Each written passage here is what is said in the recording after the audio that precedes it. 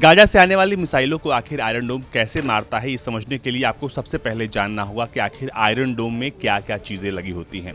Iron डोम के साथ battle management and control unit होता है। इसके अलावा डिटेक्शन एंड ट्रैकिंग रडार होता है।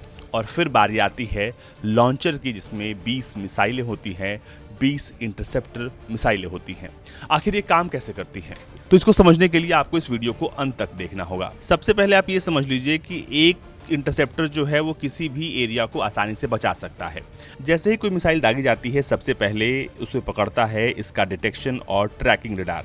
इसे पकड़ने के बाद वो तुरंत लॉन्चर को आदेश देता है कि वो उस मिसाइल को फायर करे। लेकिन इससे पहले आखिर क्या क्या काम होता है, ये समझिए।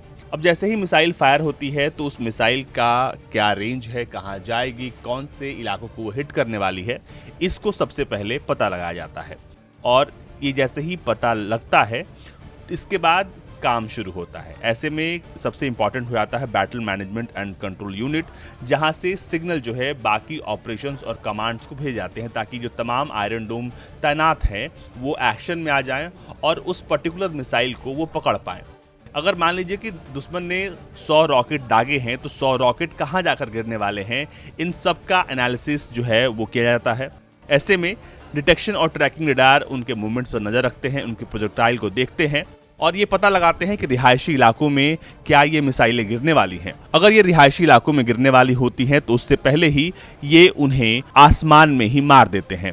लेकिन जो मिसाइलें खाली जगह पर गिरने वाली हैं, उन्हें ये नहीं मारते, बल्कि उन्हें ये छोड़ देते हैं। ऐसे में बहुत ज़रूरी हो जाता है कि जो battle management and control unit है, उसके साथ साथ ट्रैकिंग रडार जो है वो लगातार इन मिसाइलों को देख रहा होता है कि आखिर ये मिसाइलें किस तरफ जा रही हैं। आयरन डोम 24 घंटे दिन रात हर मौसम में काम कर सकता है और ये दुनिया के सबसे खतरनाक हथियारों में से एक है और काफ़ी विश्वसनीय भी है। इसकी चर्चा पूरी दुनिया में है, लेकिन सबसे ज़्यादा चर्चा तब हुई जब गाजा की तरफ से 5000 मिसाइलें एक साथ इजराइल पर दागी गई। दिन और रात दोनों ही वक्त इसने मिसाइलों को मारा, लेकिन कुछ मिसाइलों को ये मार नहीं सका। ऐसे में सवाल उठता है किन मिसाइलों को ये मारता है, तो ये शॉर्ट और मीडियम रेंज की मिसाइलों को ही मार पाता है। इसकी खासियत यही है। इसके अलावा इसमें जो रॉकेट्स लगे होते हैं उनकी संख्या क्या होती है, तो आपको बता दें कि इसमें 20 इंटरसेप्टर्स लगे होते हैं, जो कि एक बार में 20 मिसाइलों को मार सकते हैं।